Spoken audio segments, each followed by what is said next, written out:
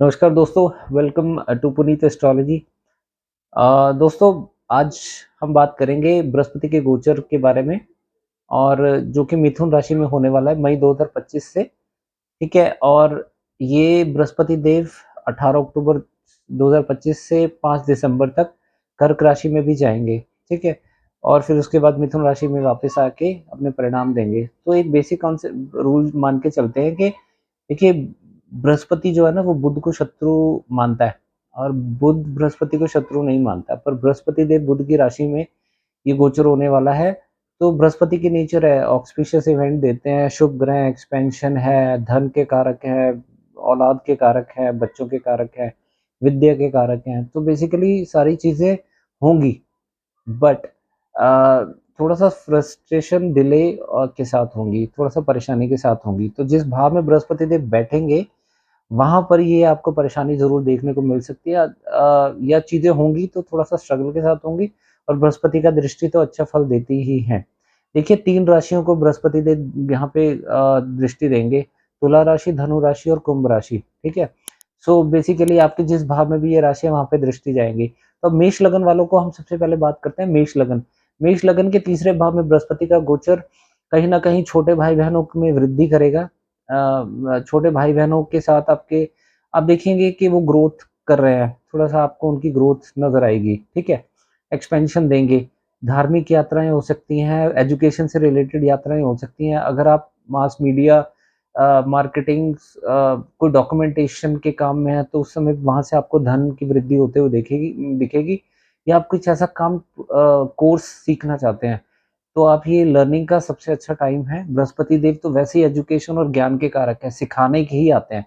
तो बेसिकली मिथुन राशि के मेष लगन वालों के तीसरे भाव में बृहस्पति का गोचर, तीसरे भाव में ऐसे उनकी दृष्टि जो है, देखिए यहाँ पे पड़ रही है आपके सप्तम भाव पे, नवम भाव पे और 11वें भाव पे। शादी के योग बनते हुए दिख रहे हैं। अगर आपकी प्लैनेट की कोई भी दशा, अंतर्दशा है, प्रत्यंतर दशा चल रही है, तुला राशि वालों, तुला राशि है ना आपके सप्तम भाव में, तो शुक्र की कोई भी दशा, अंतर्दशा, प्रत्यंतर दशा चल रही है तो आपकी मैरिज यहाँ पे फिक्स हो सकती है या मैरिज हो सकती है। धनु राशि आपके 9th हाउस में है, ऑक्सपिशियस आप कोई धार्मिक कार्य करवा सकते हैं, लंबी विदेश यात्रा पे जा सकते हैं। अगर आप कॉलेज में एडमिशन लेना चाहते हैं, अगर आप देशकाल पात्र हैं, अगर आप कॉलेज में एजुकेशन लेना चाहते हैं तो आपकी वहाँ पे एडमिशन होती हुई दिख रही है यहाँ पे। ठीक है? धार्मिक ट्रैवल भी कर सकते हैं स्पिरिचुअल जगहों पे। ठीक है? देखिए, नवम भाव पे जो बृहस्पति की दृष्टि है ना, वो सांसारिक कामों में ना मन को ऐसा बना देती है कि आपका सांसारिक काम करने का मन नहीं करता। यानी कि स्पिरिचुअल तो होंगे, बट आपको एट द सेम टाइम आपको ऐसा फ़ील होगा कि मेरा ऑफ़िस जाने का मन नहीं करता, काम करने का मन नहीं कर रहा, लोगों से मिलने का मन नहीं कर रहा। स्पिरिचुअल ज़्यादा इंक्लाइंड रखेगा आपको। 11वें भाव की दृष्टि आपको लाभ देगी, ज़रूर लाभ देगी। बड़े भाई-बहनों के साथ डिस्प्यूट चल रहा है, रिज़ॉल्व करेंगे, बड़े भाई-बहन को ग्रो करेंगे, धन लाभ होगा। दोस्तों से भी अगर आपको फाइनेंशियल हेल्प अगर आप देख रहे हैं तो दोस्त भी आपको फाइनेंशियली हेल्प करेंगे, धन लाभ भी होगा आपको। ठीक है? और यहाँ पे अब हम बात करते हैं वृषभ लगन वालों की। वृषभ लगन के दूसरे भाव में परिवार, क्योंकि एक्सपेंशन के कारक हैं बृहस्पति देव, एक्सपेंशन देंगे, परिवार में वृद्धि कर सकते हैं, यानी कि परिवार बढ़ सकता है। किसी बच्चे का जन्म हो सकता है, कोई विवाह हो सकता है। ठीक है? फाइनेंसेस आपके बिल्ड करेंगे, पैसा बढ़ेगा, स्टेटस बढ़ेगा, लोग आपको जानेंगे। ठीक है? तो परिवार के अंदर कुछ शुभ संस्कार, यानी कि आप कोई धार्मिक कार्य भी करवा सकते हैं। ठीक है?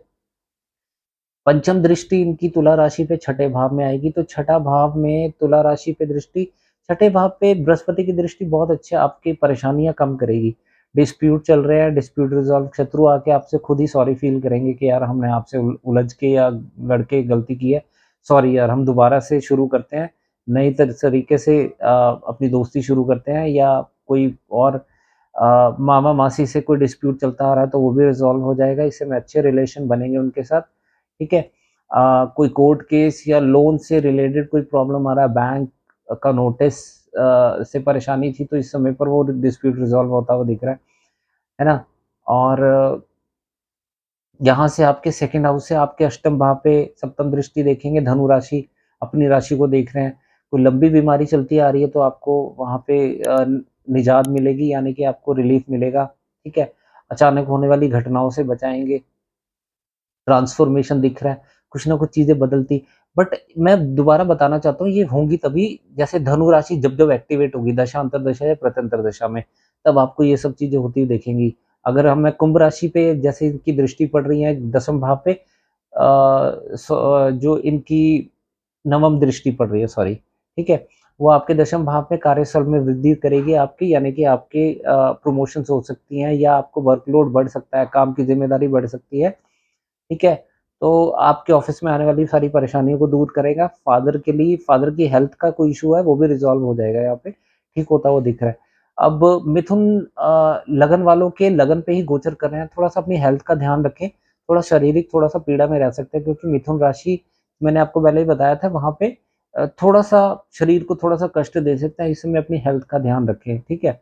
तो एक्सपेंशन होगी, यानी कि आपको ज्ञान भी दे सकते हैं, पर आप उसको अडॉप्ट करेंगे या नहीं करेंगे, वो इस चीज़ पर निर्भर करता है कि वो किस राशि में गोचर है, क्योंकि राशि बहुत अच्छी नहीं है, ठीक है? आपको नॉलेजेबल बनाएँगे और आपकी आपकी ज्ञान चक्षु खोलकर, यानी कि आपको कोई नई आइडिया भी दे सकते हैं। अगर आप कोई बिज़नेस या कोई भी ऐसा समझ में नहीं आ रहा था, आपको डायरेक्शन नहीं मिल रही थी, कोई ऐसा काम था जिससे आपको समझ में नहीं आ रहा था कि मैं करूँ तो करूँ क्या? मुझे कुछ नॉलेज चाहिए, किसी की गाइडेंस चाहिए, तो यहाँ पे बृहस्पति का गोचर आपको वो गाइडेंस दे सकता है।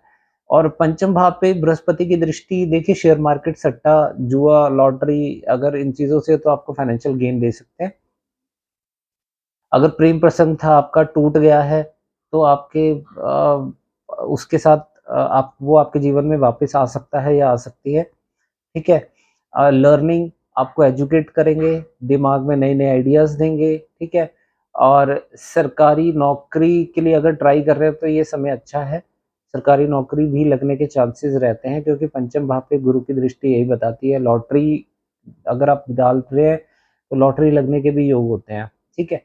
और इनकी जो दृष्टि सप्तम भाव विवाह का, आपकी कोई बात चल रही है तो विवाह फिक्स हो सकता है या विवाह हो सकता है, ठीक है? ये होगा तभी, जैसे मैंने आपको बताया धनु राशि आपके सप्तम भाव में आ रही है, तो धनु राशि अगर सप्तम भाव में है तो अगर धनु राशि दशांतर दशा, प्रत्यंतर दशा चल रही है तो ये आपके गुरु आपको शादी दे जाएँगे, ठीक है? नवम भाव पे दृष्टि, धार्मिक कार्य, कोई आपने अगर कोई पुरानी मन्नत माँग रखी है तो वो उतारे, इस समय पर अच्छा समय है। धार्मिक कार्य स्पिरिचुअली इंक्लाइंड करेंगे, वो तो होना ही है क्योंकि 9th हाउस पे गुरु अपने भाव पे, क्योंकि 9th हाउस का कारक तत्व भी है उनके पास। अ, बेसिकली आप थोड़ा-सा ना 9th हाउस पे बृहस्पति की दृष्टि, आपको सांसारिक काम करने में डिफ़िकल्टी होगी।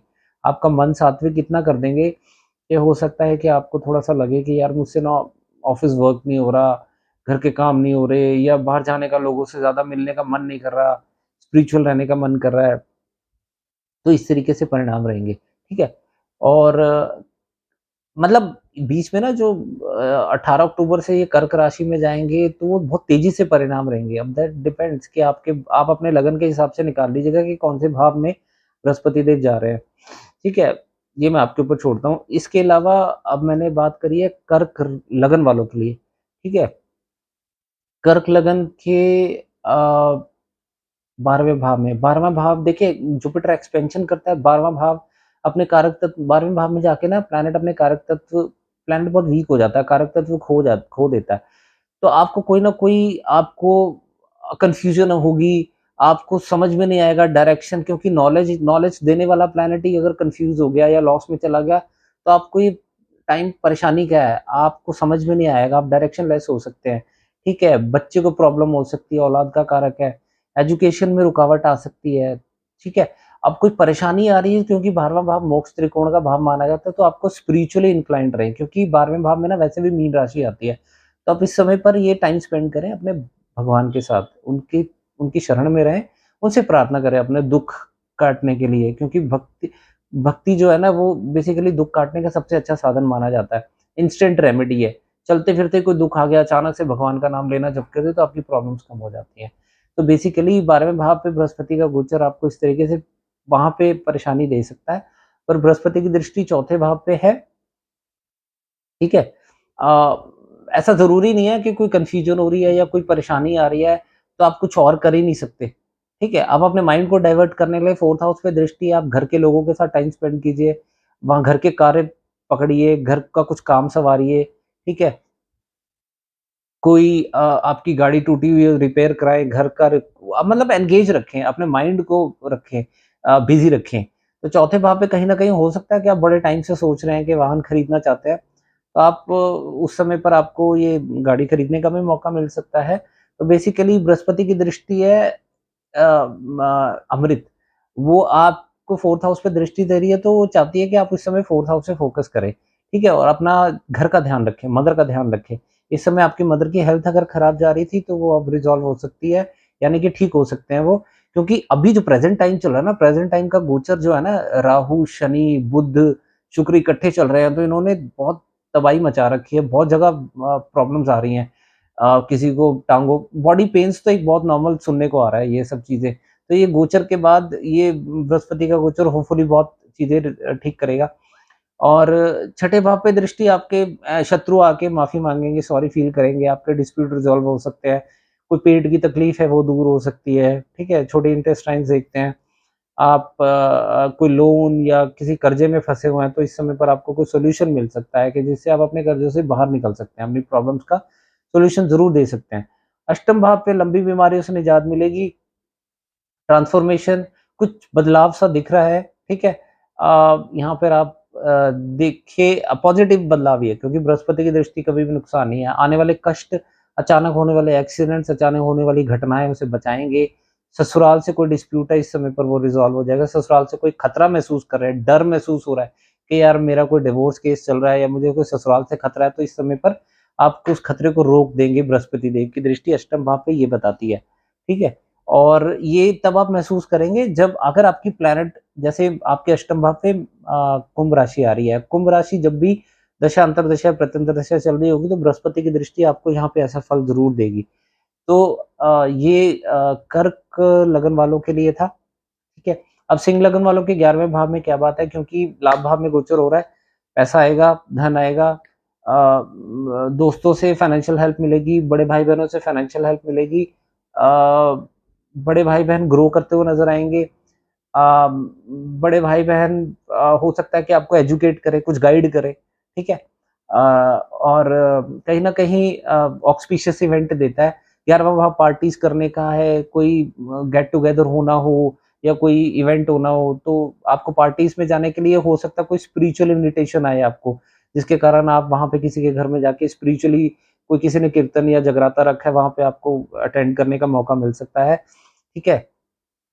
तो 11वां भाव ना क्योंकि ये क्योंकि ये सप्तम देखिए यहाँ से ना आपके सप्तम भाव पे भी दृष्टि पड़ रही है। तो कहीं न कहीं अगर वो मीन राशि आपकी दशा अंतर्दशा प्रत्यंतर दशा में चलती है, सॉरी कुंभ राशि पे नवम दृष्टि अगर वो कहीं न कहीं दशा अंतर्दशा प्रत्यंतर दशा में एक्टिवेट होती है तो आपकी मैरिज भी हो सकती है उस समय पर। बृहस्पति की दृष्टि आपकी जो 11वें भाव से आपके तीसरे भाव पे पड़ रही है, तो तीसरा भाव छोटे भाई-बहनों का होता है, उनके लिए अच्छा समय है ना? उनकी शारीरिक पीड़ा दूर होगी, लंबी धार्मिक यात्राएँ, एजुकेशन से रिलेटेड यात्राएँ हो सकती हैं या किसी भी तरह के सेल्स मार्केटिंग फील्ड में है, कम्युनिकेशन या टेलीकॉम डिपार्टमेंट में है, कोडिंग करते हैं, सॉफ्टवेयर इंजीनियर है, राइटिंग या डॉक्यूमेंटेशन के काम में है, ठीक है?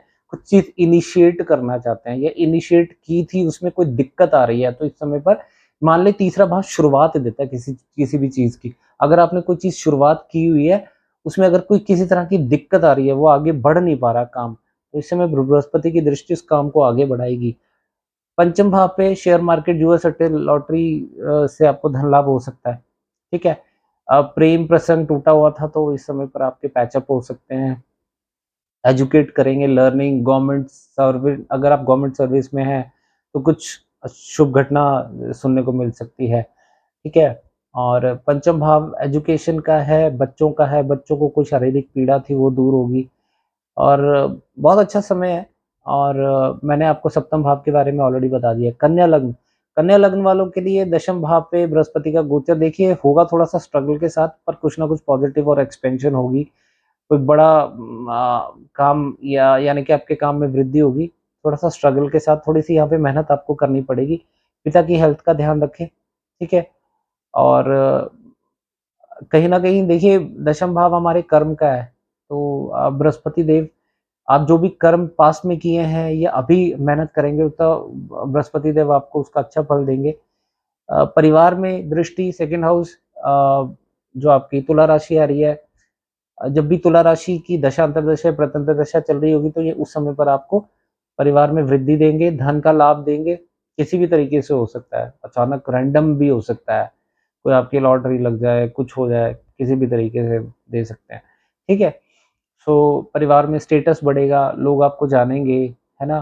परिवार के साथ लोग रिलेशन बिल्ड करने की कोशिश करेंगे, है ना। आपके परिवार में वृद्धि होगी और परिवार के साथ मतलब आप लोग आपके साथ मैक्सिमम इंटरेक्शन करना चाहेंगे, आपके परिवार फैमिली मेंबर्स के साथ। और ऐसे ही होता है, क्योंकि बेसिकली क्या होता है ना, कोई प्लैनेट की दृष्टि अच्छी होती है, कोई प्लैनेट की दृष्टि बुरी होती है। तो बृहस्पति की दृष्टि पॉजिटिव है, ऑस्पिशियस मानी जाती है बहुत। बृहस्पति देव की दृष्टि अमृत है। अब चौथे भाव पे बृहस्पति की दृष्टि, आप गाड़ी खरीद सकते हैं, घर में वृद्धि कर सकते हैं, कंस्ट्रक्शन कर सकते हैं, प्रॉपर्टी खरीद सकते हैं। आपका पीस ऑफ माइंड, आपके स्पाउस का प्रोफेशन भी प्रमोशन हो सकती है, आपके स्पाउस का प्रोफेशन बढ़ेगा, क्योंकि चौथा भाव हमारे स्पाउस का प्रोफेशन है। बृहस्पति देव की दृष्टि, चौथा भाव ना ईमानदारी का होता है। इस चीज़ का हमेशा ध्यान रखें कि बृहस्पति देव आपकी दृष्टि अगर चौथे भाव पे पड़ रही है तो कहीं न कहीं आपके, क्योंकि चौथा भाव हमारा हार्ट है, हमारे हृदय को पवित्र करता है। इस समय पर आपके मन में अच्छी फीलिंग्स आ सकती है ना? सो बेसिकली चौथे भाव पे इस तरीके से परिणाम रहेंगे। मदर की हेल्थ सुधरेगी अगर ये प्रेजेंट गोचर जो है ना, राहु, शनि, शुक्र और उसका बुध का, तो अगर मदर को कोई किसी तरह का रोग लगा हुआ है, परेशानी आ रही है, घुटनों की तकलीफ है, पैरों की, वो बृहस्पति की दृष्टि अच्छा रहेगी, क्योंकि वो अपनी धनु राशि को देख रहे हैं, तो हेल्थ को मजबूत करेंगे। छठे भाव पे बृहस्पति की जो नवम दृष्टि आ रही है कुंभ राशि पे, ठीक है। अब जब कुंभ राशि एक्टिवेट होगी तो उस समय पर हो सकता है कि आपके मामा मासी के साथ डिस्प्यूट रिजॉल्व हो जाए, है ना, या आप उनके साथ या उनके घर में कोई ऑस्पिशियस इवेंट हो सकता है, ठीक है। और शत्रु हैं, सॉरी फील करेंगे अगर कोई डिस्प्यूट चल रहा है आपको, तो शत्रुओं से यहाँ पे कोई खतरा नहीं है आपको, यहाँ पे बृहस्पति देव हमेशा आपको प्रोटेक्ट करेंगे। तो अगर आपको देखिए, अब वीडियो खत्म करने से पहले इसको बृहस्पति के गोचर को कैसे एनालिसिस करना मैं दोबारा बता रहा हूँ। अगर आप ये जो 3 राशियाँ मैंने बताई है ना, वो राशि है कि पहले तो वो तुला राशि को देखेंगे, धनु राशि को देखेंगे और कुंभ राशि को देखेंगे। तो ये आपकी बृहस्पति की दृष्टि जब फल देगी ना, तो ये तभी दे सकती है जब उसकी दशा, अंतर्दशा, प्रत्यंतर दशा कुछ भी चल रही हो।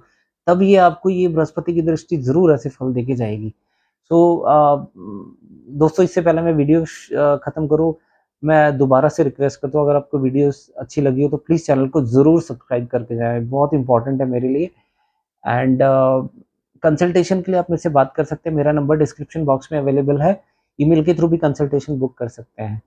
So thank you very much for watching the video. मैं मिलूँगा नेक्स्ट वीडियो में आपसे, तब तक धन्यवाद। जय श्री कृष्णा।